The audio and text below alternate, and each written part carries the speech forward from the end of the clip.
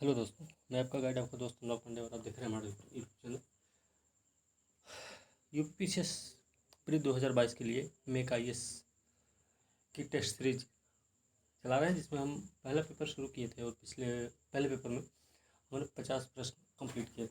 ठीक है, लास्ट वाली वीडियो में आज हम उसके आगे देखेंगे और ये 100 प्रश्न जो बचे हुए ना, ये पूरा कंप्लीट करेंगे हम। इसमें पूरी व्याख्या के साथ है, बाइलिंगुअल है, तो थोड़ा सा आपको ध्यान देना होगा और ध्यान से देखेंगे तो पूरी व्याख्या जो है उसमें कई सारे प्रश्न आपके तैयार होंगे। साथ ही अब समय कम बचा है, ठीक है, तो अंतिम समय है, तो सबसे अच्छा तरीका यही है कि आप टेस्ट को जितना जल्दी जल्दी हो सके, जितना ज़्यादा से ज़्यादा हो सके सॉल्व कर लें। यही बेनिफिट है। ठीक, 12 जून को एग्ज़ाम है, तो उसी हिसाब से करीब 5 से 6 पेपर ही हो पाएंगे, जहाँ तक हमें लगता है, क्योंकि व्याख्या के साथ वीडियो लंबी हो जाती है। तो एक पेपर में 2 वीडियो, वो एक पेपर में 2 वीडियो तैयार करते हैं ना, तो 4 या 5 पेपर बन पाएंगे इसमें। तो फिलहाल देख लेते हैं, अगला प्रश्न शुरू करते हैं कि भारतीय संविधान छठी अनुसूची में निम्नलिखित में से किस राज्य के जनजातीय क्षेत्रों के प्रशासन के बारे में प्रावधान नहीं करता है? मेघालय, त्रिपुरा, मिजोरम और कौन सा है? असम। मणिपुर का प्रावधान नहीं है इसमें, ठीक है। सही उत्तर इसका बी हो जाएगा, ध्यान रखना। और 5वीं अनुसूची में क्या है ये भी याद रखना, इसी साथ कि इसमें विभिन्न अनुसूचित क्षेत्रों, अनुसूचित जनजाति के प्रशासन और नियंत्रण के बारे में उल्लेख किया गया है। ठीक है, अगला प्रश्न देखते हैं। भारत में वर्तमान में कितने राज्य और केंद्र शासित प्रदेश हैं? ये सबको पता होगा। 28 राज्य, 8 केंद्र शासित प्रदेश हैं। ठीक है, how many states and union territories are there in India at present? ठीक है, अगला प्रश्न देखते हैं कि संविधान सभा के संदर्भ में निम्नलिखित कथनों पर विचार करना है। संविधान सभा की पहली बैठक हुई थी बम्बई में, जो कि गलत है। ठीक है, दूसरा है स्टेटमेंट, 11 दिसंबर 1946 को डॉक्टर राजेंद्र प्रसाद संविधान सभा के स्थायी अध्यक्ष निर्वाचित हुए। तो दूसरा स्टेटमेंट इसका सही है। ठीक है, और इस हिसाब से इसका जो सही उत्तर है वो है बी, क्योंकि सही पूछा गया था, इसलिए इसका सही उत्तर बी हो जाएगा। ठीक है, the first meeting of the constituent assembly was held in Bombay? No, on December 11, 1946, Dr. Rajendra Prasad was elected as the permanent president of the Constituent Assembly. Okay, चलिए अगला प्रश्न देखते हैं। भारतीय संविधान की नवीं अनुसूची के संदर्भ में निम्नलिखित कथनों पर विचार करना है। 2 स्टेटमेंट दी गए हैं, इसमें सही बताना हमको। तो पहला स्टेटमेंट क्या है कि इसके अंतर्गत राज्य द्वारा संपत्ति के अधिग्रहण की विधियों का उल्लेख किया गया। बात सही है। 1951 में पहले संविधान का जो पहला संशोधन था उसी के तहत इस अनुसूची को लाया गया था। ठीक है, दूसरा स्टेटमेंट क्या है, इस अनुसूची में सम्मिलित विषयों को न्यायालय में चुनौती नहीं दी जा सकती। तो दोनों स्टेटमेंट इसके सही हैं और इसका सही उत्तर हो जाएगा सी। ठीक है, चलिए, तो इसका सही उत्तर सी हो गया। Under this the method of acquisition of property by the state have been mention. Second is the matters included in these schedules can not be challenged in court. Okay, चलिए अगला प्रश्न क्या है। अगला प्रश्न, संविधान सभा के संदर्भ में निम्नलिखित कथनों पर विचार करना है। पहला स्टेटमेंट है कि इसमें देशी रियासतों को उनकी जनसंख्या के अनुपात में प्रतिनिधित्व दिया गया था। बात सही है ना, पहला स्टेटमेंट सही है। दूसरा क्या है, सामान्यतः 1 लाख की जनसंख्या, 1 लाख की नहीं थी भैया, 10 लाख जनसंख्या पर एक प्रतिनिधित्व की बात की गई थी। तो इसका सही उत्तर ए हो जाएगा। ठीक तो याद रखना 10 लाख की जनसंख्या पर है। ठीक है, अगला प्रश्न देखते हैं। देखिए साथ में इंग्लिश का भी क्वेश्चन चल रहा है, तो अगर आप लोग देखना चाहेंगे तो आराम से उसको देख सकते हैं, पढ़ सकते हैं और उसको आंसर टिक भी कर सकते हैं। ठीक है, तो चलिए, निम्नलिखित में से कौन सी रियासत थी जिसके प्रतिनिधि संविधान सभा में सम्मिलित नहीं हुए थे? तो ये हैदराबाद के थे ना। हैदराबाद एक ऐसी रियासत है जिसके प्रतिनिधि संविधान सभा में शामिल नहीं हुए थे। ओके, अगला प्रश्न है, निम्नलिखित में संविधान सभा में प्रांतों का प्रतिनिधित्व मुख्यतः किन समुदायों के जनसंख्या के आधार पर किया गया था। तो इसमें मुस्लिम थे, सिख और सामान्य, तीनों समुदायों के बारे में था। तो इसका सही उत्तर हो जाएगा, तीनों सही हैं, ठीक है। तो इसका सही उत्तर डी हो जाएगा। ठीक, चलिए अगला प्रश्न क्या है, संविधान सभा के संदर्भ में विचार करना। फिर से एम एन राय इसके संवैधानिक सलाहकार थे, बात सही है। दूसरा स्टेटमेंट, इसकी प्रारूप समिति के अध्यक्ष के रूप में डॉक्टर भीमराव अम्बेडकर को चुना गया था। तो ये भी सही है, ठीक है। इसका सही उत्तर क्या हो जाएगा, इसका सही उत्तर हो जाएगा सी। सही पूछा गया, सही उत्तर सी हो जाएगा, ठीक है। अगला प्रश्न है, निम्नलिखित में से कौन कौन प्रारूप समिति के सदस्य थे। एन गोपालास्वामी अयंगार थे, अल्लादी कृष्ण स्वामी अय्यर थे, सैयद मोहम्मद सादुल्ला भी थे इसमें, ठीक है। तो तीनों लोग थे। तो इसका सही उत्तर क्या हो जाएगा, सी हो जाएगा भाई, ठीक है। सही, इसका उत्तर सी हो जाएगा। देखिए इसमें जो 6 अन्य सदस्य थे उनमें नाम किसका है, एन गोपालास्वामी अयंगर हैं, अल्लादी कृष्ण स्वामी अय्यर हैं, कन्हैया लाल मारेगान मुंशी हैं, के एम मुंशी जिनको बोला जाता है, सैयद मोहम्मद सादुल्ला हैं, एन माधव राव जो कि बी एल मित्र के स्थान पर लाए गए थे, और डी पी खेतान जब 48 में मृत्यु हुई ना डी पी खेतान की, तो कि टी टी कृष्णाचार्य को सदस्य बनाया गया था, ठीक है। एक चीज़ और याद रखना कि संविधान सभा के लिए जब चुनाव हुआ था तो डॉक्टर अम्बेडकर को पश्चिम बंगाल से चुना गया था, ठीक है। पश्चिम बंगाल से इनका चुनाव हुआ था। चलिए अगला प्रश्न देखते हैं, निम्नलिखित में से किसकी मृत्यु के बाद प्रारूप समिति के सदस्य के रूप में टी टी कृष्णाचार्य को चुना गया था। तो अभी हमने बताया है डी पी खेतान नाम है इनका, ठीक है। अगला प्रश्न है, प्रारूप समिति ने संविधान के प्रारूप पर विचार विमर्श करने के बाद कब संविधान सभा के समक्ष अपनी रिपोर्ट प्रस्तुत की थी। ये समय था भैया फरवरी 1948 का समय था, ठीक है। 21 फरवरी, दिन भी याद रखना, तो 21 फरवरी 1948 को ऐसा किया था इन्होंने। भारत का संविधान अंगीकृत हुआ कब, तो 26 नवंबर 1949 को अंगीकृत हुआ था। एसर्शन और रीजन के रूप में, कथन और कारण के रूप में प्रश्न है कि 26 जनवरी 1950 को भारत का संविधान लागू हो गया, बात सही है। कारण क्या है कि कांग्रेस द्वारा 1930 में 26 जनवरी को स्वतंत्रता दिवस के रूप में मनाया गया था, ये भी सही है। और व्याख्या भी है, ठीक है। तो इसका सही उत्तर क्या हो जाएगा, इसका सही उत्तर हो जाएगा ए, मतलब कथन और कारण दोनों सही हैं और कारण जो है कथन की सही व्याख्या भी कर रहा है, ओके। रावी नदी के तट पर तिरंगा झंडा फहराकर नेहरू जी के द्वारा लाहौर, कांग्रेस का अधिवेशन था लाहौर में, 1929 का अधिवेशन था लाहौर, ठीक है, कांग्रेस का। तो उसी समय रावी नदी के तट पर इन्होंने तिरंगा झंडा फहराकर ये घोषणा की थी कि इस तारीख को, मतलब 26 जनवरी के दिन को स्वतंत्रता दिवस मनाया जाएगा अब हर साल, ठीक है। तो चलिए इसका सही उत्तर हो गया ए। अगला प्रश्न है, निम्नलिखित में से कब भारतीय संविधान सभा का अस्तित्व समाप्त हुआ। तो कब समाप्त हुआ भाई, इसका अस्तित्व जो समाप्त हुआ था वो है 26 जनवरी 1950 को, ठीक है। सही उत्तर हो गया सी। अगला प्रश्न है, निम्नलिखित में से कथनों पर विचार करना है। तो मूल संविधान में कुल 20 भाग थे, 395 अनुच्छेद, 8 अनुसूचियाँ, बात सही है दोनों ये सब, ठीक है। दूसरा स्टेटमेंट है, संविधान सभा के द्वारा डॉक्टर राजेंद्र प्रसाद को भारत का पहला राष्ट्रपति चुना गया था। तो क्या ये सही है क्या, देखिए इसमें सही पूछा गया है ना, इसमें जो सही होगा 22 भाग, पहले में 22 भाग हैं, ठीक है, सॉरी, पहला जो स्टेटमेंट 20 भाग नहीं 22 भाग हैं, ठीक है। तो पहले वाला गलत है, दूसरा वाला सही, तो इसका सही उत्तर बी हो जाएगा, ओके। चलिए अगला प्रश्न देखते हैं। अगला प्रश्न है, निम्नलिखित किस समिति की अध्यक्षता डॉक्टर राजेंद्र प्रसाद द्वारा की गई थी, ठीक है। तो इसका जो सही उत्तर है वो है प्रक्रिया विषयक नियम संबंधी समिति थी, और वित्त और स्टाफ समिति, इन दोनों समितियों के लिए डॉक्टर राजेंद्र प्रसाद को अध्यक्ष बनाया गया था, ठीक है।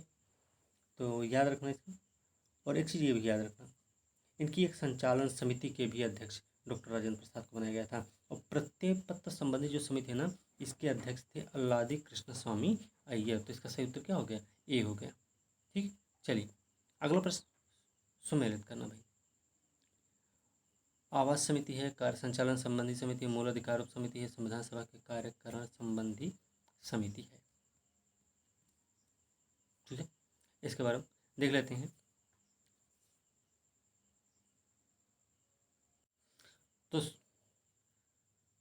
तो सुमेलित कर लेते हैं। देखिए, मूल अधिकार उप समिति जो है ना वो JB कृपलानी थे इसके अध्यक्ष। ठीक है, तो सी का हम तीसरा कर दिए। अच्छा, सी का तीसरा कर दिए तो एक ही ऑप्शन में हमको मिल गया ये उसका उत्तर, और सही उत्तर इसका ए हो जाएगा। ठीक है, वो आवास समिति के B पट्टाभी सीतारमैया, कार्य संचालन संबंधी समिति के KM मुंशी, मूल अधिकार उप समिति JB कृपलानी, संविधान सभा के कार्यकारण संबंधी समिति के GV मावलंकर थे। ठीक है, सही उत्तर हो गया ए। आगे देखते हैं, निम्नलिखित में से कौन सा सुमेलित है? कौन सा सुमेलित भाई, ये हमको बताना है। तो इसमें देखिए, राज्यों संबंधी समिति जवाहरलाल नेहरू, मौलिक अधिकारों संबंधी समिति वल्लभ भाई पटेल, और मौलिक अधिकारों संबंधी उप समिति JB कृपलानी। तो ये तीनों ही सही सुमेलित है। ठीक है, तो इसका सही उत्तर हो जाएगा डी। ठीक है, अगला प्रश्न देखते हैं, संविधान सभा में पूर्वोत्तर सीमांत जनजातीय क्षेत्रों और असम के अपवर्जित आंशिक रूप से अपवर्जित क्षेत्रों संबंधी उप समिति के अध्यक्ष कौन थे? तो इसके अध्यक्ष थे भैया गोपीनाथ बारदोलोई। ठीक है, इसके अध्यक्ष कौन थे? गोपीनाथ बारदोलोई थे। ठीक है, इसकी व्याख्या भी ऐसे इसी प्रश्न के अनुसार ही है, तो इसकी व्याख्या, इन सब की व्याख्या करने की ज़्यादा जरूरत नहीं है, और जिनकी व्याख्या थोड़ी सी अच्छी खासी होगी कि जिनसे 2-4 प्रश्न और एक्स्ट्रा तैयार हो जाए, तो वो उसकी व्याख्या हम जरूर करेंगे। ठीक है, अगला प्रश्न हम देखते हैं। अगला प्रश्न है, भारतीय संविधान सभा की समितियों के संदर्भ में निम्नलिखित कथनों में कौन सा सही सुमेलित नहीं है? तो इसमें देखिए, देख लेते हैं। अपवर्जित आंशिक रूप से अपवर्जित क्षेत्र, जो असम के क्षेत्रों को छोड़कर संबंधी उप समिति, छोड़कर की बात हो रही है, यहाँ पे ध्यान रखना। ए भी ठक्कर थे, बात सही। संघीय शक्ति संबंधी समिति जवाहरलाल नेहरू, इसके अध्यक्ष है। संघीय संविधान समिति डॉक्टर राजेंद्र प्रसाद नहीं थे, संघीय संविधान समिति के अध्यक्ष थे पंडित जवाहरलाल नेहरू थे। ठीक है, याद रखना। और प्रारूप समिति की आपको सबको पता है डॉक्टर BR अम्बेडकर थे, तो इसका सही उत्तर सी हो जाएगा भाई, गलत यही है ना। चलिए आगे है, संविधान सभा के संदर्भ में निम्नलिखित में कौन सा सही सुमेलित नहीं है? देखिए, कुल सत्र 11 हुए थे, विशेष सत्र सहित, सही है क्या? देखिए, कुल सत्र 12 हुए हैं। ठीक है, जो विशेष सत्र हुआ था ना उसको लेकर 12 हुए हैं। ठीक है, तो इसका सही उत्तर 12 होगा, ना कि 11। और बाकी पहला सत्र 9 से 23 दिसंबर 1946, 11वां हुआ 14 से 26 नवंबर 1949, विशेष सत्र हुआ 24 जनवरी 1950 को। ठीक है, तो इसका सही उत्तर हो जाएगा ए, क्योंकि यही ये गलत है। अगला प्रश्न है, राष्ट्रीय ध्वज के संदर्भ में निम्नलिखित कथनों पर विचार करना है, हमको बताना सही कथन कौन सा है। प्रथम राष्ट्रीय ध्वज 7 अगस्त 1906 को पारसी बागान चौक, ग्रीन पार्क, कलकत्ता में फहराया गया था। तो क्या बात सही है? तो पहला स्टेटमेंट सही है भाई। दूसरा स्टेटमेंट क्या है? भारत की संविधान सभा ने राष्ट्रीय ध्वज का वर्तमान स्वरूप 24 जनवरी 1950 को अपनाया था। नहीं, ये गलत है। ठीक है, अब क्यों भाई? देखिए, पहला स्टेटमेंट सही है, तो इसको हम पहले सही कर लेते हैं। इसकी व्याख्या थोड़ा देख लेते हैं। व्याख्या क्या है भाई कि प्रथम राष्ट्रीय ध्वज 7 अगस्त ध्वज जो है 7 अगस्त 1906 को पारसी बागान चौक, ग्रीन पार्क, कलकत्ता में फहराया गया। बात सही है। दूसरे ध्वज को पेरिस में मैडम कामा और 1907 में उनके साथ निर्वासित किए गए कुछ क्रांतिकारियों द्वारा फहराया गया था। और भारत की संविधान सभा ने राष्ट्रीय ध्वज का वर्तमान स्वरूप, जो अभी का वर्तमान स्वरूप है, ये 22 जुलाई 1947 को अपनाया गया था। थोड़ा तारीख वारीख भी ध्यान में रखना है। ठीक है, तो सही उत्तर इसका ये हो गया। चलिए अगला प्रश्न देखते हैं। निम्नलिखित कथनों पर विचार करके सही उत्तर हमको बताना है। तो देख लेते हैं कौन सा सही हो भाई। भारत की पहला स्टेटमेंट है कि भारत की संविधान सभा ने राष्ट्रीय गान को जनवरी 1950 को 24 जनवरी 1950 को अपनाया था। तो बात सही है ना? सही है।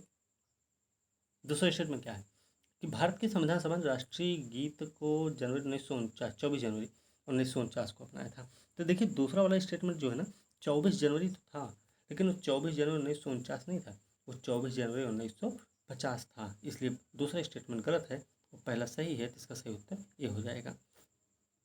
ठीक है, इसमें व्याख्या नहीं है कोई विशेष, और जहाँ भी व्याख्या रहेगी हम व्याख्या करेंगे, चिंता मत करना आप लोग।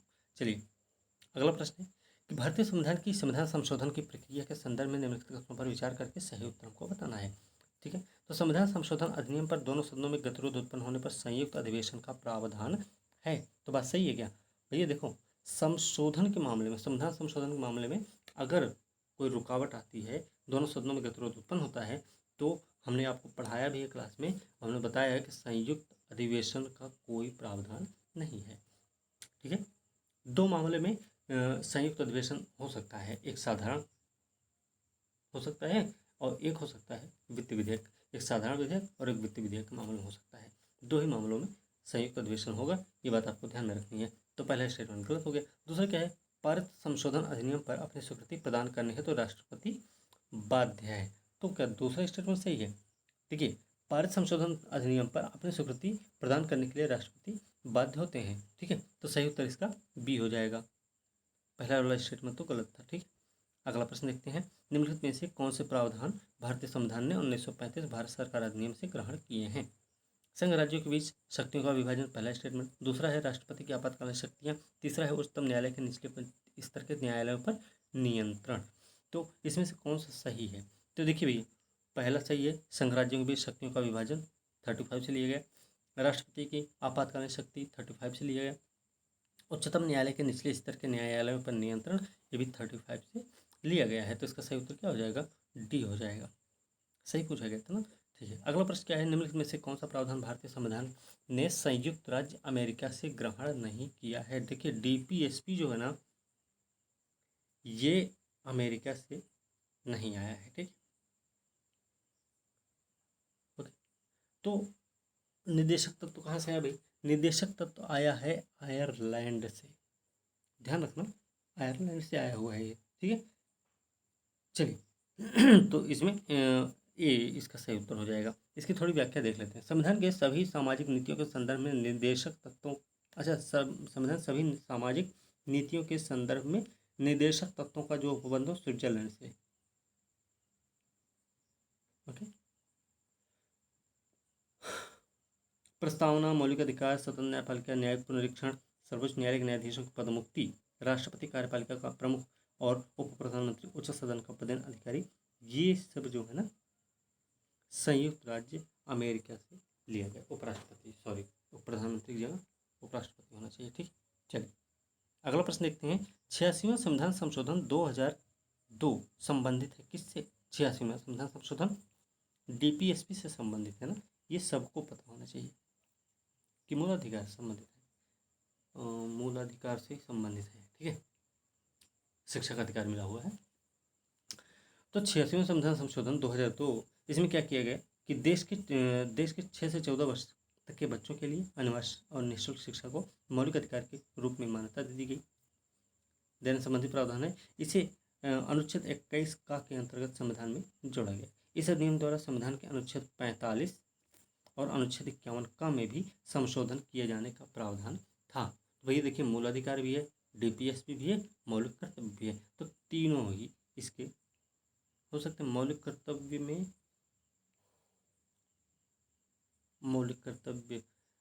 में भी संशोधन होता है ना, 11वां लाया गया था। ठीक,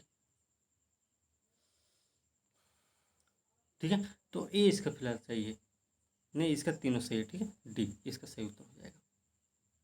अगला प्रश्न क्या है कि निम्नलिखित में से कौन सा प्रावधान भारतीय संविधान ने कनाडा से ग्रहण नहीं किया है? तो कनाडा से जो ग्रहण नहीं किया गया ना, अब देखिए कनाडा से जो लिया गया है, सशक्त केंद्र के साथ संघीय व्यवस्था ली गई, शक्तियों का वितरण लिया गया, अवशिष्ट शक्तियों का केंद्र की हस्तांतरण लिया गया, राज्यों में राज्यपाल की केंद्र द्वारा नियुक्ति, ये सारे प्रावधान कनाडा से लिए गए हैं। लेकिन यहाँ पे जो गणतंत्र व्यवस्था है, ठीक है, वो कहाँ से ली गई? फ्रांस से ली गई है। और इसके अलावा फ्रांस क्या क्या लिया गया? स्वतंत्रता, समानता, बंधुत्व का सिद्धांत भी फ्रांस से ही लिया गया। तो इसका सही उत्तर क्या हो जाएगा? डी हो जाएगा। ठीक है, अगला प्रश्न देखते हैं। निम्नलिखित में से कौन सा प्रावधान भारत ने ऑस्ट्रेलिया से ग्रहण किए हैं? तो भैया समवर्ती सूची हमने लिखवाया है नोट्स में। ठीक है, आप अगर पढ़े हैं तो आपको पता होना चाहिए, और नहीं पढ़े हैं तो उसको पढ़ लीजिए। ठीक है, तो समवर्ती सूची है, व्यापार वाणिज्य संबंधी प्रावधान है, आपातकाल उपबंध नहीं है। बाकी पहला और दूसरा सही है, इसका सही उत्तर ए हो जाएगा। अच्छा, आपातकालीन कहाँ से लिया गया? ये जर्मनी से लिया गया है, वाइमर संविधान से, और 1935 भारत सरकार अधिनियम था, इससे भी कुछ प्रावधान हैं इसमें, ठीक है, जैसे राष्ट्रपति की आपातकालीन शक्तियाँ हैं, ठीक है। तो इसका सही उत्तर क्या हो गया, ए हो जाएगा, क्योंकि पहला दूसरा सही है और तीसरा गलत था। 103वां संविधान संशोधन अधिनियम 2019 का संबंध किससे है? 103वां संविधान संशोधन अधिनियम क्या भाई? अब इसके बारे में थोड़ा सा हम व्याख्या देखेंगे, ठीक है। ये जो प्रावधान है ना, ये संबंधित है आर्थिक रूप से पिछड़े वर्ग से संबंधित है, EWS से संबंधित है। सही उत्तर इसका ए हो जाएगा। इसकी थोड़ी व्याख्या अगर देख लें तो 12 जनवरी 2019 को 124वां संविधान संशोधन विधेयक को राष्ट्रपति की सहमति के बाद ही 103वां संविधान संशोधन का दर्जा प्राप्त हुआ। इसके तहत क्या हुआ कि उच्च या सवर्ण वर्ग के गरीब लोगों को सरकारी नौकरियों व शिक्षा के क्षेत्र में 10% आरक्षण का प्रावधान किया गया है। हम थोड़ा 104 और 105 के बारे में भी देख लेते हैं। 104 क्या भाई, 2020 में हुआ है। 25 जनवरी 2020 को भारतीय राष्ट्रपति ने 126वां संविधान संशोधन विधेयक 2019 को मंजूरी देकर संविधान में 104वां संविधान संशोधन अधिनियम पारित कर दिया, ठीक है। 104वां संविधान संशोधन अधिनियम किससे संबंधित है? तो यह SC/ST के आरक्षण से संबंधित प्रावधानों में संशोधन कर लोकसभा राज्य विधानसभा में एंग्लो इंडियन समुदाय के लिए आरक्षित सीटों को हटा दिया गया, ठीक है। और 105वां क्या है भाई, वो भी देख लेते हैं। तो 105वां जो संविधान संशोधन है 2021 में, यह सामाजिक आर्थिक रूप से पिछड़े वर्ग SC/BC की पहचान करने और उन्हें निर्दिष्ट करने के लिए राज्य सरकारों के शासित प्रदेशों की शक्ति को पुनर्स्थापित किया गया है, ठीक है। 105वां संविधान संशोधन है ये, ठीक है। तो थोड़ा 103, 104, 105 याद रखना है। चलिए, तो सही उत्तर हो गया 103 का, EWS के लिए था। अब अगला प्रश्न देखेंगे, भारतीय संविधान के किस भाग में मौलिक अधिकारों का उल्लेख किया? मौलिक अधिकार जो कि देखिए पहले में क्या है, राज्य और संघ राज्य क्षेत्र है, दूसरे में नागरिकता है, तीसरे में मूलाधिकार है, चौथे में DPSP है, चार का में नहीं, पहले में क्या है, राज्य और संघ राज्य क्षेत्र है, दूसरे में नागरिकता, तीसरे में मूलाधिकार, चौथे में DPSP, हाँ, और चार का में क्या दिए गए, मूल कर्तव्य दिए गए, और ऐसे ही है। तो इस तरीके से है। तो ये जो मूलाधिकार है ये कौन से भाग में है? तो भाग 3 में है, 12 से 35 के बीच में है, ठीक है। चलिए अगला प्रश्न देखते हैं। भारतीय संविधान का अनुच्छेद 12 भाग 3 के प्रयोजन के लिए राज्य की परिभाषा सम्मिलित करता है।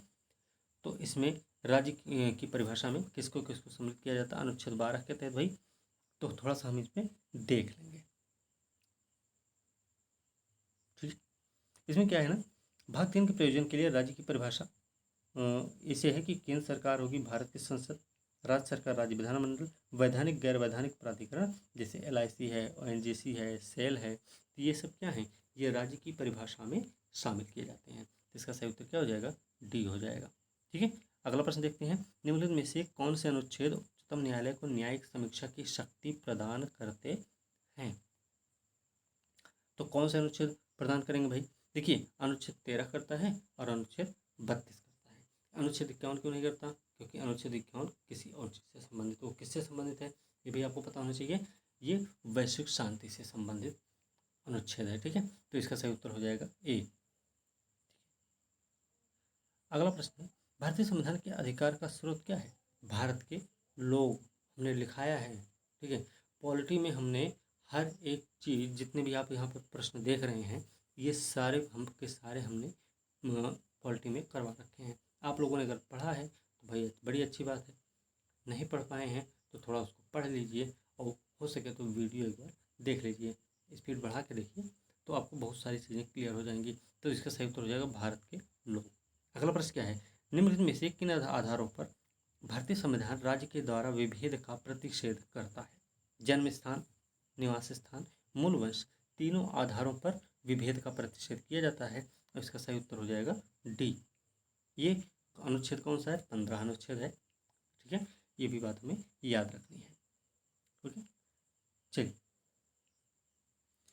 अच्छा एक चीज़ और याद रखना है, ये जो अभी हमने देखा है ना, प्रस्तावना क्या है?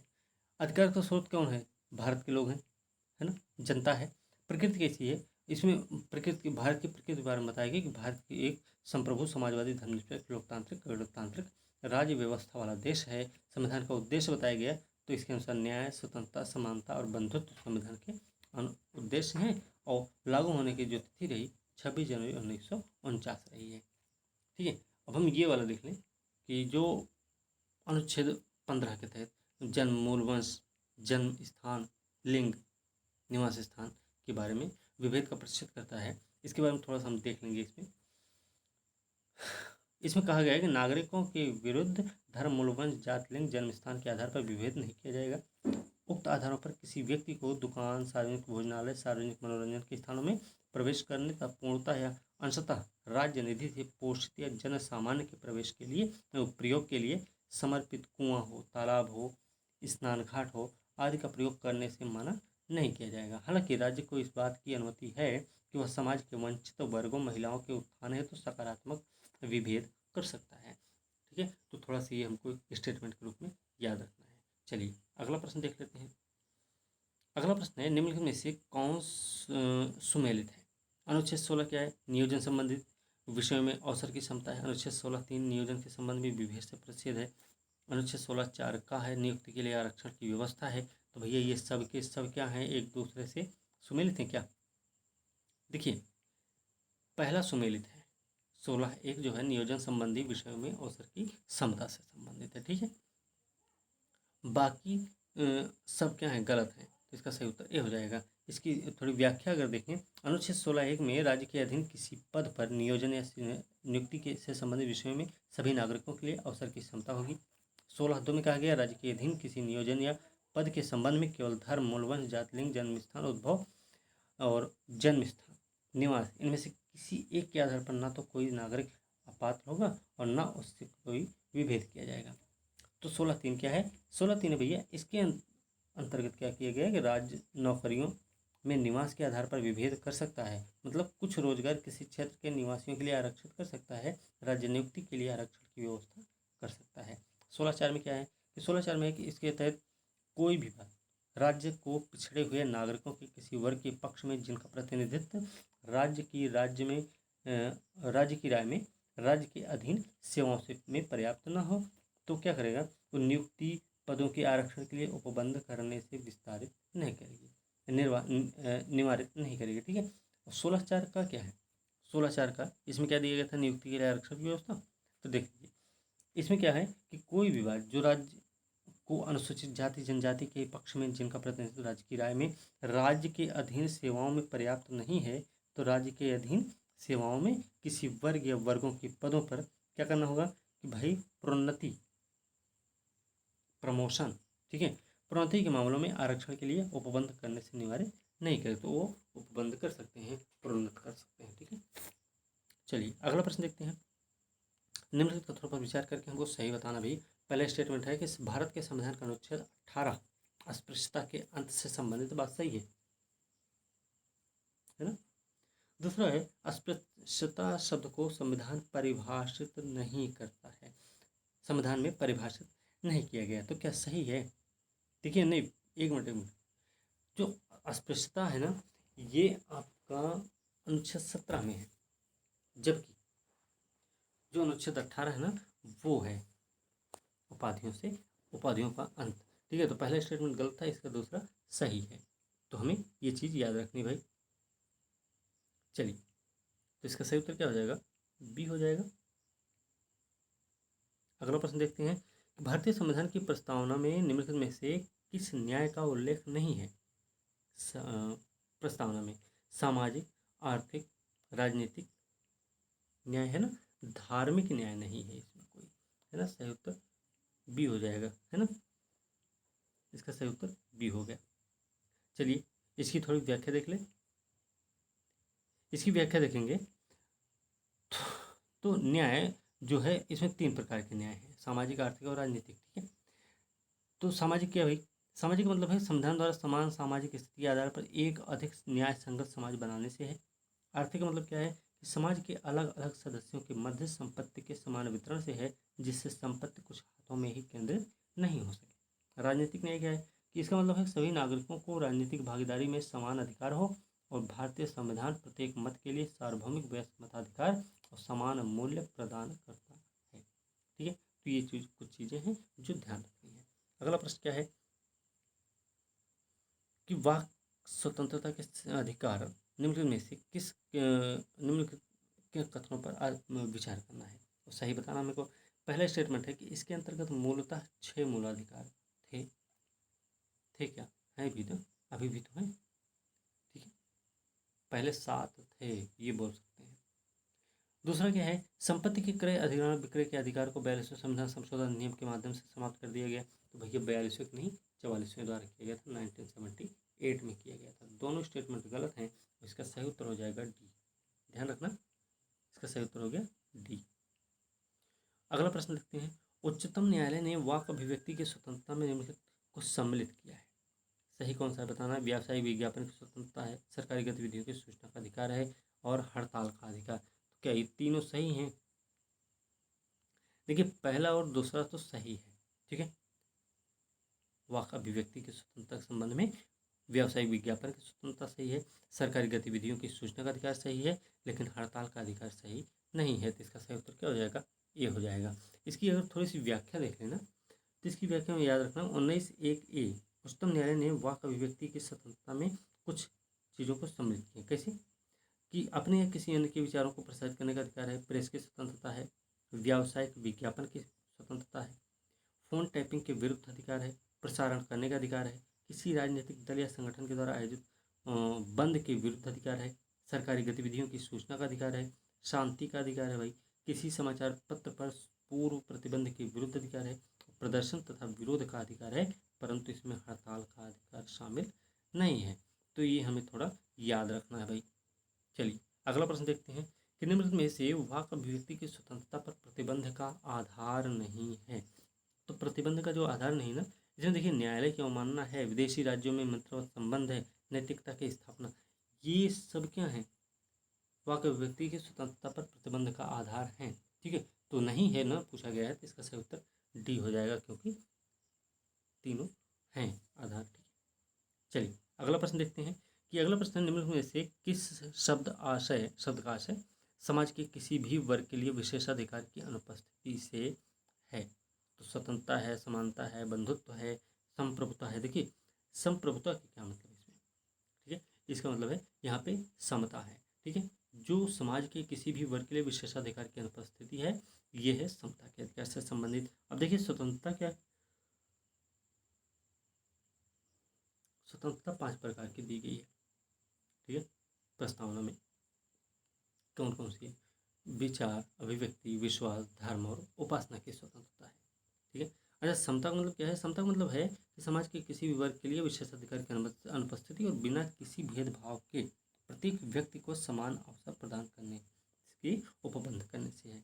बंधुत्व क्या है भाई? संविधान की प्रस्तावना व्यक्ति की गरिमा और राष्ट्र की एकता अखंडता को बनाए रखने के लिए लोगों के बीच भाईचारे को बढ़ावा देती है, ठीक है। थोड़ा सा ये भी हमको याद रखना है। इसका सही उत्तर क्या हो जाएगा? बी हो जाएगा। अगला प्रश्न क्या है कि अनुच्छेद 358 के अनुसार अनुच्छेद 19 स्वतः निलंबित हो जाता है यदि आपातकाल का आधार है। देखिए क्या है ना कि अगर आपने सही से पढ़ा है, ध्यान से पढ़ा है, तो पक्का है कि पेपर में कोई भी दिक्कत नहीं आएगी। लेकिन अगर आपने सही से नहीं पढ़ा है ना, आपने या फिर वो मन मतलब कि ध्यान नहीं दिया कि अरे ठीक है कह रहे हैं, तो इस तरीके का अगर कोई विचार है तो ज़रूर एक बार पढ़ लीजिए, क्योंकि बहुत काम आने वाला है वो, ठीक है। तो चलिए फिलहाल इसमें देखिए बाह्याक्रमण, वित्तीय अस्थिरता, राज्यों में संवैधानिक तंत्र की विफलता। तो इसमें जो तीसरा वाला है ना, ठीक है, तीसरा वाला क्या है? नहीं, संवैधानिक तंत्र की विफलता में अनुच्छेद 358 के अनुसार अनुच्छेद 19 अपने आप निलंबित नहीं होता, ठीक है। ये बाह्य आक्रमण के समय होता है, तो इसका सही उत्तर ये हो जाएगा, ठीक है। चलिए अगला प्रश्न देखते हैं, निम्नलिखित में सुमेलित है। अब देखिए अनुच्छेद 20 दिए गए दोहरे दंड से संरक्षण है, अनुच्छेद 20(2) दिए गए भूतलक्षी दांडिक विधियों से संरक्षण है, 20(3) दिया गया तो अपने विरुद्ध गवाही देने से संरक्षण है। तो तीनों में से कौन सा सही सुमेलित है, हमको ये बताना है यहाँ पे। अब देख लीजिए इसका जो सही उत्तर है ना, यह है अनुच्छेद 20(3) अपने विरुद्ध गवाही देने से संरक्षण है, ठीक है। अनुच्छेद 20 क्या है? अपराधों के लिए दोष सिद्धि के संबंध में संरक्षण है। अनुच्छेद 20 प्रावधान करता है कि राज्य किसी भी व्यक्ति को मनमाने तरीके से दंडित न कर सके। इस संबंध में 3 व्यवस्था है। कौन कौन सी है? 20(1) क्या है भाई? 20(1) है भूत लक्षित दांडिक विधियों से संरक्षण। मतलब क्या है कि यह कार्य करने के समय लागू विधि के अनुसार ही निर्धारित होगा, बाद में बनाई गई विधि के अनुसार ये नहीं हो सकता। समझ रहे? मतलब आज आपने चोरी किया और चोरी मतलब किसी ने चोरी की, और आज जो कानून है वर्तमान में, जिस कानून के दायरे में मतलब जो कानून उस समय लागू था उसी के अनुसार आपको दंड मिलेगा। बाद में कोई भी कानून लागू हो जाए, चाहे वो अगले ही दिन हो जाए ऐसा, तो वो उस कानून के तहत आपको सज़ा नहीं मिलेगी, जबकि पिछले जो कानून था उसी के अनुसार आपको सज़ा दी जाएगी। दूसरा क्या है? अनुच्छेद 20(2) क्या है? इसमें दोहरे दंड से संरक्षण है 20(2) में। तो 1 और 2 समझ में आ गए। तीसरा है अपने विरुद्ध गवाही देने से संरक्षण, आपको पता ही है, तो इसका सही उत्तर सी हो जाएगा भाई। चलिए अगला प्रश्न देखते हैं कि भारतीय संवैधानिक प्रस्तावना में कितने प्रकार की स्वतंत्रता का उल्लेख किया गया? अभी हमने बताया है थोड़ी देर पहले, तो इसमें 5 प्रकार की स्वतंत्रता है। कौन कौन से? विचार, अभिव्यक्ति, विश्वास, धर्म, उपासना की स्वतंत्रता है। ठीक है, तो हमें ध्यान रखना है। अगला प्रश्न देखते हैं। अगला प्रश्न क्या है कि उच्चतम न्यायालय के अनुसार अनुच्छेद 21 की व्याख्या में समाविष्ट किया गया है। अनुच्छेद 21 में क्या क्या समाविष्ट है? एकांतता का अधिकार है, ठीक है, प्राइवेसी, नींद का भी अधिकार है और सूचना का भी अधिकार इसमें दिया गया है। अच्छा, अनुच्छेद 21 में थोड़ा सा और देख लेते हैं क्या क्या है। त्वरित सुनवाई का अधिकार है, एकांतता, सूचना का अधिकार तो है ही है, पर्यावरण प्रदूषण के विरुद्ध संरक्षण का अधिकार है, अभियुक्तों तथा दोष सिद्ध अपराधियों के अधिकार से संबंधित है, महिलाओं से संबंधित का अधिकार दिया गया, आश्रय का अधिकार है, स्वास्थ्य का अधिकार है, चिकित्सा सुविधा पाने का अधिकार है, विदेशी यात्रा का अधिकार है, नींद का अधिकार, सोने का अधिकार भी है, साथ में इंटरनेट तक पहुंच का अधिकार भी लोगों को दिया गया, अनुच्छेद 21 के तहत ही दिया गया। तो इसका सही उत्तर क्या हो जाएगा? सही उत्तर इसका डी हो जाएगा, क्योंकि सभी सही है। ठीक है, अगला प्रश्न क्या है? निम्नलिखित में से किस संविधान संशोधन अधिनियम के माध्यम से अनुच्छेद 367 में संशोधन करके यह व्यवस्था की गई कि अनुच्छेद 20 और 21 द्वारा प्रदत्त अधिकारों को राष्ट्रपति के आदेश द्वारा भी निलंबित नहीं किया जाएगा?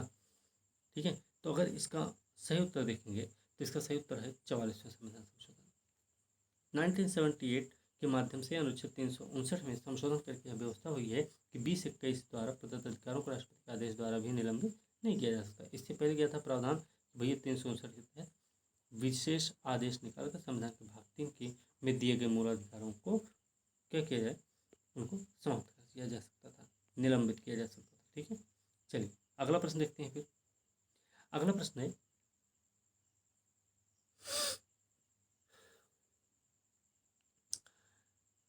निम्नलिखित में से किस संविधान संशोधन अधिनियम के माध्यम से भारतीय संविधान में 21A अनुच्छेद जोड़ा गया है? कौन से? तो ये 86वां संविधान संशोधन अभी हमने ऊपर ही पढ़ा है। किससे संबंधित है? 6 से 14 वर्ष तक की उम्र के बच्चों को निःशुल्क अनिवार्य शिक्षा उपलब्ध कराने से संबंधित है। 2002 में जोड़ा गया। सही उत्तर इसका डी हो जाएगा। भारतीय संविधान की प्रस्तावना के संदर्भ में निम्नलिखित पर विचार करना है।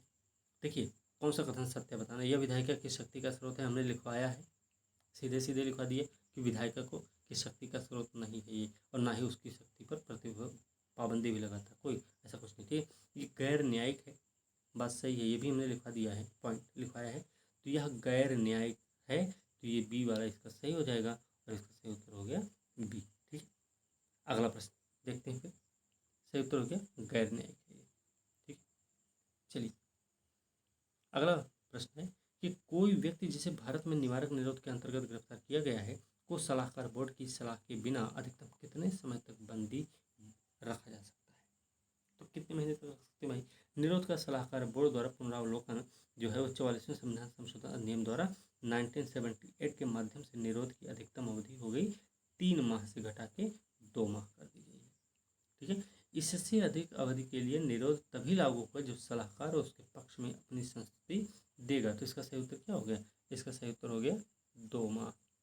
ओके, चलिए अगला प्रश्न है किसी राज्य के नाम में परिवर्तन के लिए भारतीय संविधान निम्नलिखित में से किसे शक्ति प्रदान करता है? तो ये देखिए क्या है ना, इसमें हमने आपको बताया है और लिखवाया भी है कि ये जो है संसद को ये शक्ति मिली हुई है। ठीक है, संसद को मिली। अनुच्छेद 3 के अनुसार संसद विधि द्वारा क्या क्या हो सकता है, ये थोड़ा सा ध्यान रखना है।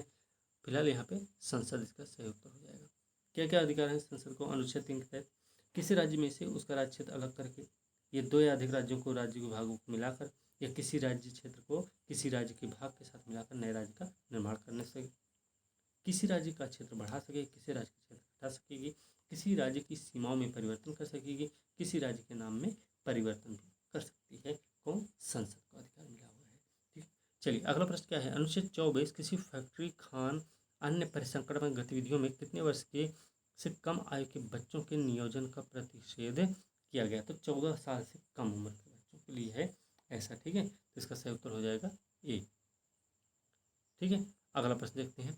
भारतीय संविधान धार्मिक स्वतंत्रता के संदर्भ में के अंतर्गत अधिकार प्रदान करता है। तो इसमें देखिए, किसी धर्म के अनुसार आचरण करने का, बलात् धर्म परिवर्तन का, किसी धर्म का प्रचार करने का। देखो, धर्म का प्रचार हमने लिखवा रखा है, धर्म परिवर्तन तो नहीं लिखवाया है ना कहीं पे, आप लोगों ने भी पढ़ा है। तो हमें लगता है जब हमने ये नहीं लिखवाया है, इसका सही उत्तर क्या होगा? सही उत्तर हो जाएगा किसी धर्म के अनुसार आचरण करने का अधिकार और किसी धर्म का प्रचार करने का अधिकार। पहला और तीसरा इसका सही है, सही उत्तर इसका हो जाएगा बी। ओके, याद रखना, अनुच्छेद 25 के तहत है ये सब। अगला प्रश्न देखते हैं। निम्नलिखित में से किस आधार पर किसी व्यक्ति का धार्मिक स्वतंत्रता का अधिकार प्रतिबंधित नहीं किया जा सकता है? किसी व्यक्ति का धार्मिक स्वतंत्रता का अधिकार प्रतिबंधित नहीं किया जा सकता। सार्वजनिक व्यवस्था, समाज कल्याण या फिर स्वास्थ्य या उपयोग में से कोई नहीं। तो इसमें देख लीजिए कि ये जो है ना, इसका सही उत्तर होगा उपरोक्त में से कोई नहीं। ठीक है, सही उत्तर इसका डी हो जाएगा। चलिए अगला प्रश्न देखते हैं। अगला प्रश्न है, निम्नलिखित में से किस अनुच्छेद में नागरिकता के अधिकार का विधि द्वारा विनियमन किए जाने संबंधी प्रावधान दिए गए हैं? इसमें देखिए क्या है ना कि अनुच्छेद 11, ठीक है, अनुच्छेद 11 में है कि नागरिकता के अधिकार का विधि द्वारा विनियमन किए जाने संबंधी प्रावधान किया गया। तो इसका सही उत्तर क्या हो जाएगा? इसका सही उत्तर हो जाएगा डी। ठीक है, जबकि 9 और 10 क्या है भाई? अनुच्छेद 9 है विदेशी राज्य की नागरिकता स्वेच्छा से अर्जित करने वाले व्यक्तियों का नागरिक ना होना। ठीक है, अनुच्छेद 10 में क्या है? नागरिकता के अधिकारों को बनाए बना रहना। ठीक है, तो ये अनुच्छेद 9 और अनुच्छेद 10 के तहत है। अनुच्छेद 11 में क्या है कि विधि द्वारा विनियमन किए जाने संबंधी प्रावधान किए गए हैं नागरिकता के अधिकार को लेकर। ठीक है, अगला प्रश्न है, अनुच्छेद 30 के अंतर्गत अल्पसंख्यक में सम्मिलित है कौन? केवल भाषाई आधार पर, केवल धार्मिक अल्पसंख्यक। तो कौन इसमें शामिल भाई? अब देखिए, इसमें भाषाई अल्पसंख्यक भी हैं और धार्मिक अल्पसंख्यक भी हैं। इसका सही उत्तर सी हो जाएगा। ठीक है, चलिए आगे क्या है? प्रश्न है भाई, निम्नलिखित में से किस अनुच्छेद को संविधान की आत्मा कहा गया? संविधान की आत्मा किसको कहा गया? अनुच्छेद 32, अनुच्छेद 32 को कहा गया है संवैधानिक उपचारों के अधिकार को कहा गया है संविधान की आत्मा। ठीक है, इस भाग द्वारा प्रदत्त अधिकारों में से किसी को प्रवर्तित कराने के लिए उच्चतम न्यायालय मतलब अनुच्छेद 32, उच्च न्यायालय अनुच्छेद 226 के तहत निर्देश, आदेश, रिट जारी कर सकते हैं, जिनके अंतर्गत बंदी, प्रत्यक्षीकरण है, परमादेश है, प्रतिषेध है, अधिकार परीक्षा है और उत्प्रेषण, ये सारी रिटें जारी की जाती हैं। इन सारी रिटों के थोड़ा सा कभी कभी अर्थ भी पूछे जाते हैं कि इनका अर्थ क्या है। तो अर्थ थोड़ा भी वीडियो देख लीजिए जरूर, और हमने लिखवाया है नोट्स में, तो आप नोट्स भी पढ़ लीजिए, नोट्स में भी मिल जाएगा वो चीज़। ठीक है, तो उसके लिए वीडियो देखने की जरूरत नहीं पड़ेगी। तो फिलहाल ये थोड़ा सा रिटें जारी होती है। ठीक, चलिए अगला प्रश्न देखते हैं। फिर इसका सही उत्तर क्या हो गया? अनुच्छेद 32 हो गया। अगला प्रश्न क्या भाई? निम्नलिखित में से कौन नागरिकता के अधिकार के विनियमन संबंधी प्राधिकारी है? तो कौन कौन भाई? अनुच्छेद 11 में ऐसा कहा गया है। तो अनुच्छेद 11 में क्या कहा गया है कि संसद द्वारा नागरिकता के अधिकार का विधि द्वारा विनियमन किया जा सकता है, किया जाता है जाएगा किया जा सकता है। ठीक है, इसका सही उत्तर ए हो जाएगा। ठीक है, अगला प्रश्न क्या है? परमादेश रिट जारी की जा सकती है। परमादेश मतलब है हम आदेश देते हैं। ठीक है, मतलब है हम आदेश देते हैं। यह रिट कब जारी होती है? जब वो उस समय जारी होती है जब न्यायालय को लगता है कि कोई सार्वजनिक अधिकारी, न्यायालय, निगम अपने कार्यों का संवैधानिक दायित्वों को करने में असफल रहता है। इस प्रकार यह न केवल सार्वजनिक संस्थाओं अपितु अधीनस्थ न्यायालयों के विरुद्ध भी जारी किया जा सकता है। ये जो जारी नहीं होगी वो किसके किसके विरुद्ध जारी नहीं की जा सकती है, तो ये भी थोड़ा ध्यान रखना है कि निजी व्यक्तियों इकाई के विरुद्ध नहीं जारी होगी, संविदात्मक दायित्वों को लागू करने के विरुद्ध नहीं जारी होगी, जब कर्तव्य विवेकानुसार हो तब नहीं जारी होगी, भारत के राष्ट्रपति हैं राज्यों के राज्यपाल के विरुद्ध जारी नहीं किया जाएगा। ठीक है, तो इसका सही उत्तर क्या हो जाएगा? इसका सही उत्तर हो जाएगा बी। ठीक है, तो अधीनस्थ न्यायालय के विरुद्ध जारी होती है, सार्वजनिक संस्थाओं के विरुद्ध जारी होती है। चलिए अगला प्रश्न देखते हैं भाई। अगला प्रश्न क्या? प्रतिषेध रिट जारी की जा सकती है। प्रतिषेध, ये भाई देखो क्या है ना कि ये केवल न्याय के अर्ध न्यायिक प्राधिकरण के विरुद्ध जारी होती है, सार्वजनिक निकाय, विधायी निकाय, निजी व्यक्तियों के लिए उपलब्ध नहीं होती है। उच्चतम न्यायालय द्वारा अधीनस्थ न्यायालयों और उच्च न्यायालयों द्वारा अपने अधीनस्थ न्यायालयों को अपने न्याय क्षेत्र से उच्च न्यायिक कार्यों को रोकने के लिए ये जारी की जाती है। कौन सा? प्रतिषेध, जिसको बोलते हैं प्रोहिबिशन। ठीक है, तो इसका सही उत्तर क्या हो गया? पहला इसका सही है, तो सही उत्तर ए हो जाएगा। ठीक है, क्योंकि विधायी निकाय के विरुद्ध या सार्वजनिक निकाय के विरुद्ध जारी नहीं किया जाता है। ठीक है, चलिए अगला प्रश्न देखते हैं भाई। निम्नलिखित में से किस रिट का अर्थ है प्रमाणित होना या सूचना देना? तो किसका अर्थ है ये? तो ये है भैया उत्प्रेषण का अर्थ। ठीक है, अगला प्रश्न है, यदि किसी व्यक्ति द्वारा अवैधानिक रूप से कोई सार्वजनिक पद ग्रहण किया जाता है, इस स्थिति में न्यायालय निम्न में से कौन सी रिट जारी करता है? तो अधिकार परीक्षा होता है ना, अधिकार परीक्षा जारी की जाती है। ओके, अधिकार परीक्षा जारी होता है। ठीक है, अच्छा एक चीज़ और है, उत्प्रेषण की बात अभी की थी, तो उत्प्रेषण को थोड़ा सा देखें, थोड़ा सा ही जानेंगे। इसका अर्थ होता है प्रमाणित करना या सूचना देना। ठीक है, रिट भी अधीनस्थ न्यायालयों के विरुद्ध जारी की जाती है, मतलब जारी करके अधीनस्थ न्यायालयों को यह निर्देश दिया जाता है कि अपने पास संचित मुकदमे के निर्णय लेने के लिए उस मुकदमे को वरिष्ठ न्यायालय अथवा उच्चतम न्यायालय को भेज दें। इसका मतलब क्या है कि उच्चतम न्यायालय द्वारा अधीनस्थ न्यायालय में चल रहे किसी मुकदमे के प्रलेख की समीक्षा बात होती है। ठीक है, इसका मतलब यह नहीं है कि उच्चतम न्यायालय अधीनस्थ न्यायालय के निर्णय के विरुद्ध हो। ठीक है, ये भी बात आपको याद रखना है। तो इसका जो सही उत्तर था ना, अधिकार परीक्षा किस अधिकार से बोला जाता है? ठीक है, ये इसके बारे में थोड़ा देख लेते हैं, इसकी व्याख्या। कि यह रिट उच्च न्यायालय, उच्चतम न्यायालय या उच्च न्यायालय द्वारा तब जारी होती है जब किसी व्यक्ति द्वारा अवैधानिक रूप से कोई सार्वजनिक पद ग्रहण किया जाता है। न्यायालय इस रिट द्वारा संबंधित व्यक्ति को पद छोड़ने का आदेश भी देती, मतलब किस अधिकार से बात करती। ठीक है, आपने किस अधिकार से काम किया है। ठीक, चलिए इसका सही उत्तर क्या हो गया? ए हो गया।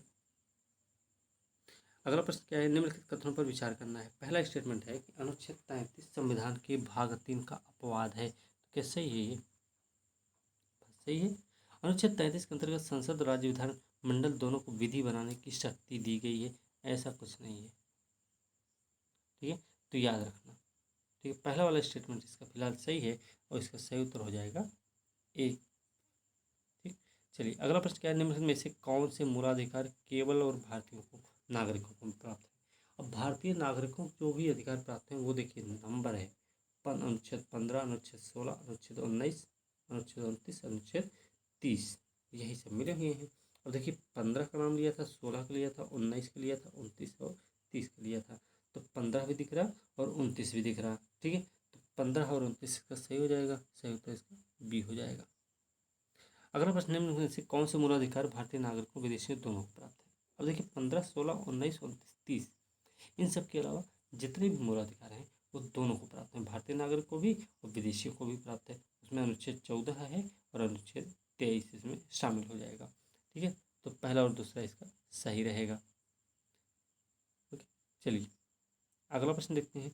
निम्नलिखित में सुमेलित नहीं है बताना। देखिए अनुच्छेद 14 क्या है? विधि के समक्ष समता, बात सही है। अनुच्छेद 23 कारखानों में बालकों के नियोजन का प्रतिषेध किया गया है, ये भी बात सही है।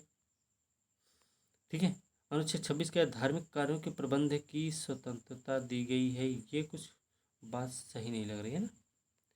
तो चलिए देख लेते हैं इसका सही उत्तर क्या होगा। इसका सही उत्तर हो जाएगा, सही पूछा गया था क्या?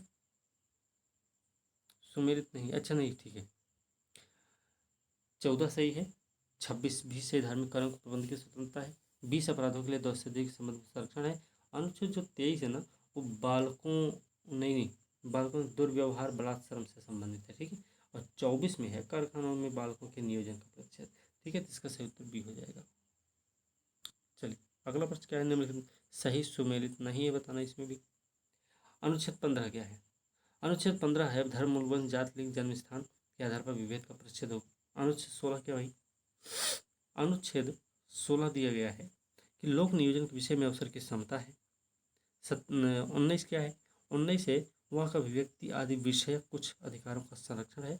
जबकि अनुच्छेद 29 क्या है? शिक्षा संस्थाओं की स्थापना प्रशासन करने के अल्पसंख्यक वर्गों का अधिकार, जबकि ये अनुच्छेद 30 में दिया गया है, ठीक है। तो थोड़ा सा ये हमको याद रखना है। सही उत्तर इसका डी हो जाएगा, ठीक है। अगला प्रश्न क्या है, निम्नलिखित कथनों पर विचार करना है और सही उत्तर बताना है।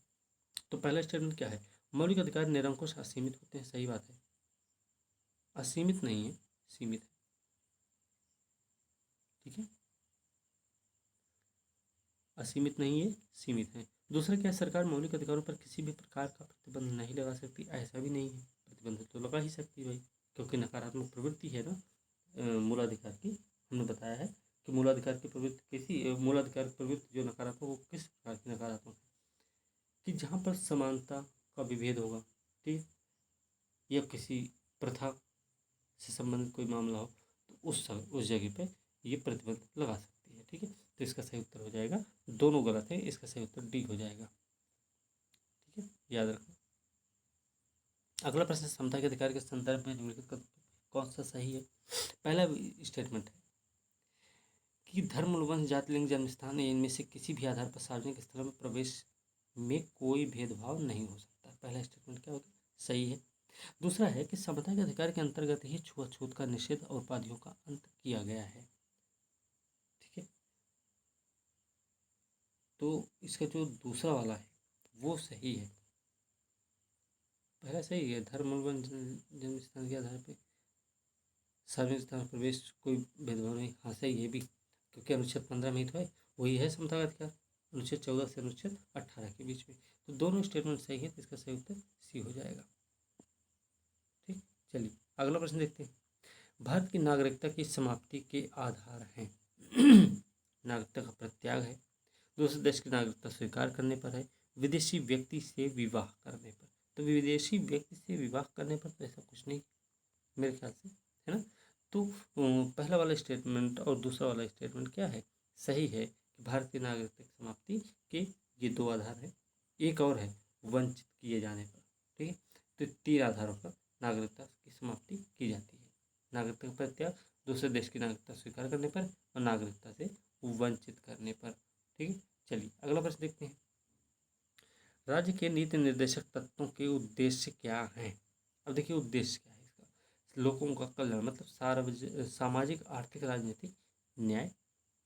उसके अलावा जीवन स्तर भी ऊंचा होना चाहिए, मतलब संसाधनों का समान वितरण होना चाहिए। और इसके अलावा अंतर्राष्ट्रीय शांति को बढ़ावा देने से भी संबंधित है DPSP। इसका सही उत्तर क्या हो जाएगा? डी हो जाएगा, क्योंकि सभी इसमें सही हैं। ओके, तो इसके बारे में थोड़ा सा हम इसकी व्याख्या देख लेते हैं। राज्य के नीति निर्देशक तत्व में शामिल क्या क्या है? तो समान नागरिक संहिता है, मद्यपान निषेध है, ठीक है, घरेलू उद्योगों को बढ़ावा देना संबंधित है, पशुओं को मारने पर रोक है, ग्राम पंचायतों के गठन को प्रोत्साहन है, ठीक है। याद रखना DPSP के को 3 भागों में वर्गीकृत किया गया है, ठीक है। समाजवादी सिद्धांत, गांधीवादी सिद्धांत और उदार बौद्धिक सिद्धांत, ये भी आपको याद रखना है। ओके, चलिए अगला प्रश्न देखते हैं। अगला प्रश्न है, राज्य के नीति निर्देशक तत्व की नीतियों में कौन कौन शामिल हैं? तो अब ये आपको पता होना चाहिए।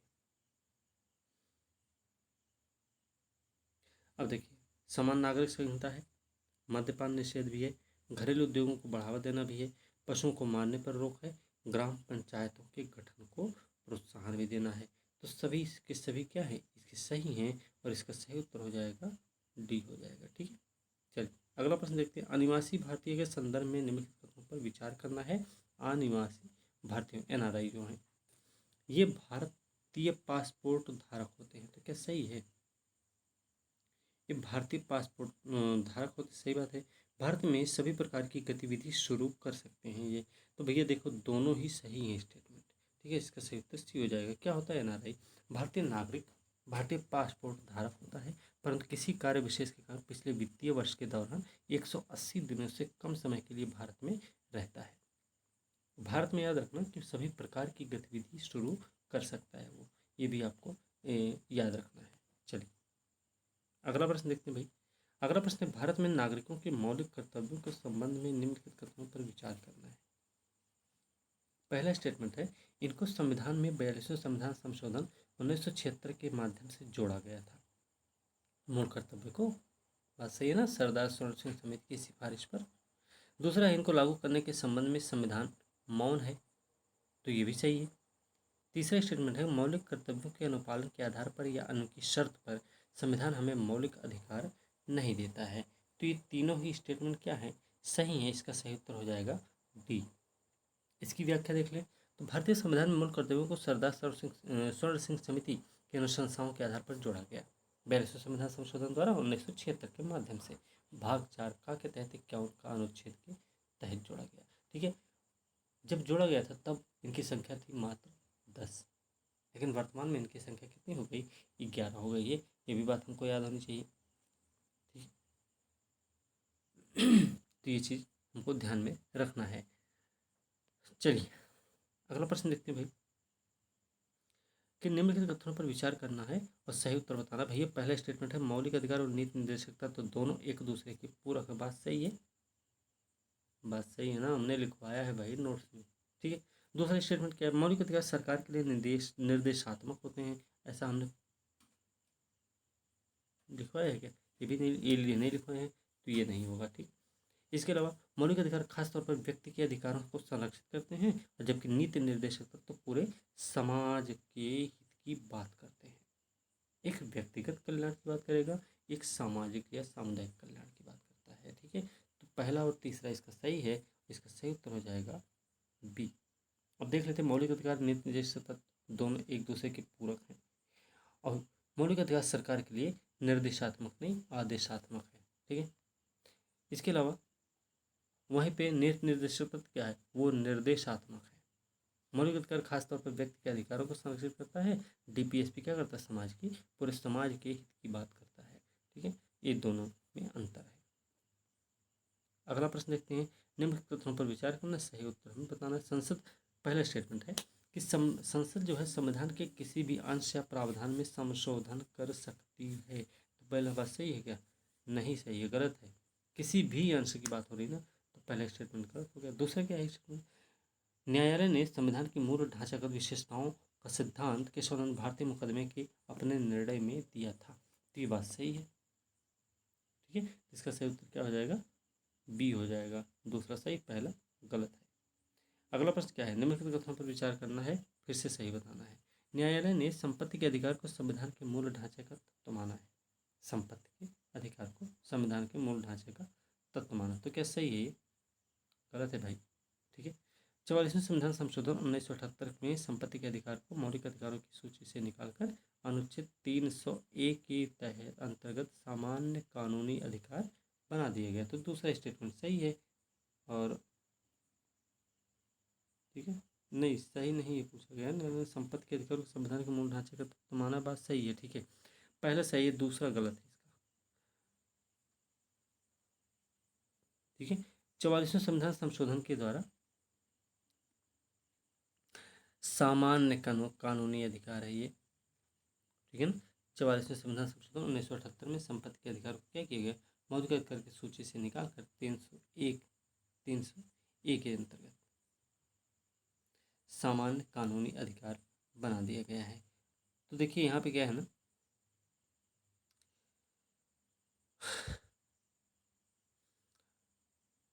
इसमें गलत पूछा गया है, तो इसका सही उत्तर ए होना चाहिए, ठीक है।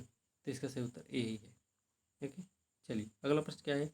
वह व्यक्ति जिसने भारतीय नागरिक से विवाह किया हो और पंजीकरण के लिए आवेदन पत्र देने से पूर्व कितने वर्ष भारत में रहना होगा उसको? तो ये देखिए भैया, हमने लिखवाया है कि 7 साल तक उसको रहना होगा, ठीक है। सही उत्तर इसका बी हो जाएगा।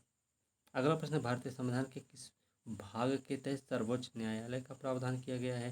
तो भैया सबको पता होगा, भाग 5 में इनका प्रावधान किया गया है, ठीक है ना, भाग 5 में किया गया है, याद रखना। अगला प्रश्न क्या है, निम्नलिखित कथनों में किस आधार पर वाक अभिव्यक्ति की स्वतंत्रता पर प्रतिबंध आरोपित नहीं किया जा सकता है? तो किस आधार पर नहीं किया जाएगा भाई? देखिए, इसमें जो सरकार की आलोचना करने पर, सरकार की आलोचना हो सकती है, इस पे प्रतिबंध नहीं लगेगा। बाकी भारत की एकता पर संप्रभुत्व खतरे में हो आपकी बात से तो हो सकता है, राज्य की सुरक्षा का मामला हो तब भी हो सकता है, विदेशी राज्यों से मित्रवत संबंध के बारे में हो तब भी हो सकता है, लेकिन सरकार की आलोचना करने पर कोई भी प्रतिबंध नहीं होता। सही उत्तर इसका डी हो जाएगा। अगला प्रश्न, किस अनुच्छेद के तहत भारतीय संविधान में कहा गया है कि भारत का सर्वोच्च न्यायालय होगा? भारत का जो सर्वोच्च न्यायालय होगा वो अनुच्छेद 124 में कहा गया है, उच्च न्याय उच्चतम सर्वोच्च न्यायालय, ठीक है। सही उत्तर इसका 124 हो गया। चलिए अगला प्रश्न देखते हैं।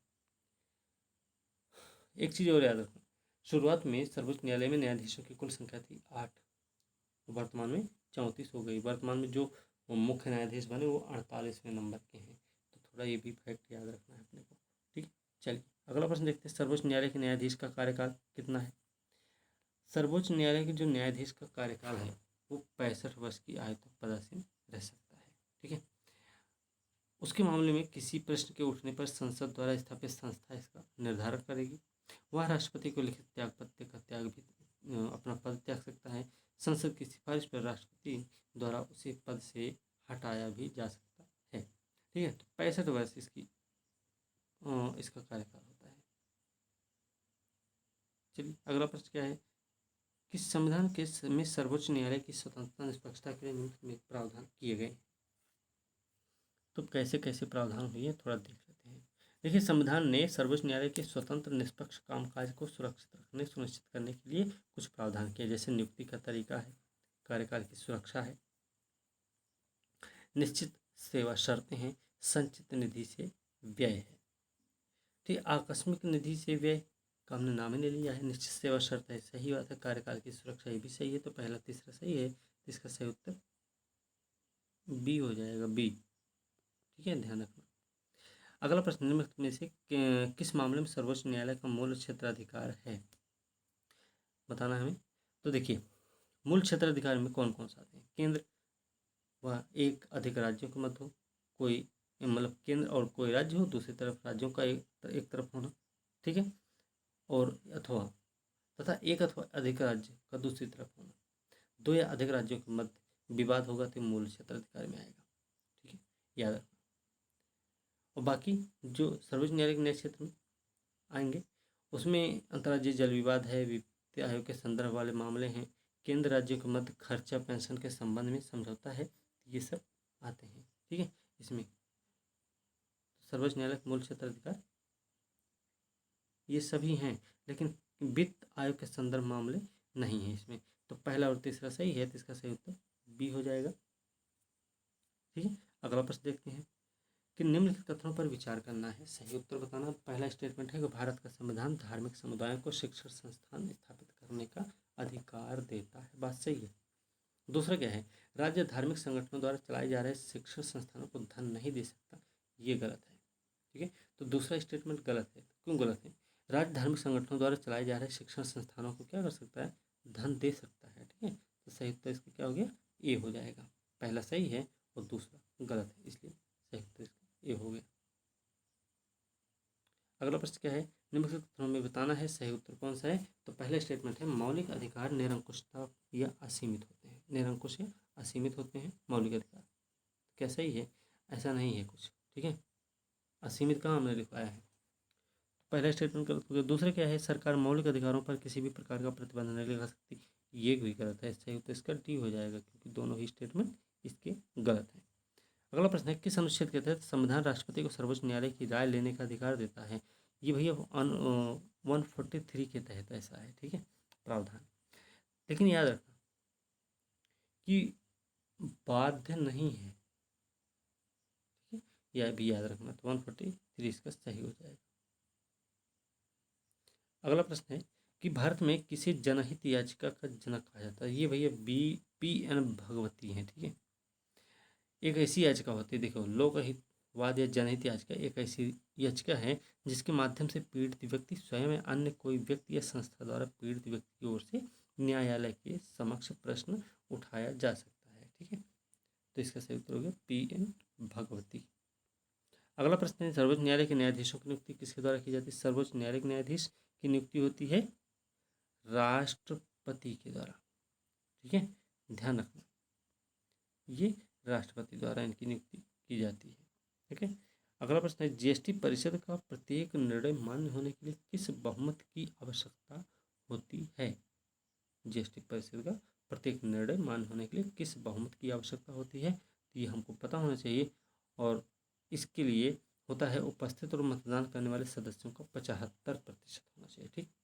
जीएसटी परिषद का प्रत्येक निर्णय उपस्थित मतदान में 75% भारी बहुमत होने के बाद ही लिया जाता है। भारी बहुमत का सिद्धांत जो है केंद्र सरकार का मान 1/3 वोट माना जाता है। सभी राज्य सरकारों का एक साथ मिलकर कुल मान 2/3 वोट माना जाता है, ठीक है। तो ये चीज़ हमको याद रखनी है। अगला प्रश्न क्या है, निम्नलिखित युग्मों में कौन सा सही सुमेलित नहीं है? अनुच्छेद 40 है, 43, 44, 48। देखिए 48 पर्यावरण संरक्षण, संवर्धन, वन और वन्यजीवों की रक्षा, बताना है सुमेलित नहीं है। तो जो सुमेलित नहीं है वो है अनुच्छेद 48। क्यों? क्योंकि अनुच्छेद 48A के तहत पर्यावरण का संरक्षण, संवर्धन, वन और वन्यजीवों की रक्षा के बारे में बात की गई, अनुच्छेद 48A के तहत। तो इसका सही उत्तर क्या हो गया? डी वाला गलत है इसमें, ठीक है। चलिए अगला प्रश्न है कि अंडमान निकोबार द्वीप समूह किस उच्च न्यायालय का अधिकार क्षेत्र में आता है? देखिए कलकत्ता वाले में आता है, ठीक है, इसमें बिना सोचे समझे लगा देना। अगला प्रश्न है, M.N. बोहरा समिति संबंधित है, M.N. बोहरा समिति संबंधित है। देखिए M.N. बोहरा समिति ना राजनीति का अपराधीकरण से संबंधित है, ठीक है, याद रखना, राजनीति का अपराधीकरण। अच्छा, कस्तूरी रंगन जो समिति थी वो पश्चिमी घाट से संबंधित है। कोठारी आयोग राष्ट्रीय शिक्षा आयोग से संबंधित है। रघुराम राजन समिति वित्तीय क्षेत्र सुधार से संबंधित है, ठीक है। ये भी हमें फैक्ट के रूप में ध्यान रखना है। अगला प्रश्न, नागरिकता संशोधन अधिनियम 2019 में से किस देश के अल्पसंख्यक समुदाय को विशेष छूट प्रदान नहीं करता है? अब इसमें देखिए,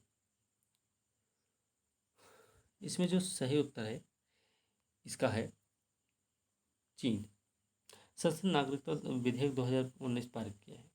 इसमें क्या, नागरिकता संशोधन अधिनियम 2019 से नागरिक अधिनियम 1955 में संशोधन करने में लिया जाएगा, के लिए लाया गया है। तो ये चीज़ हमको याद रखनी भाई।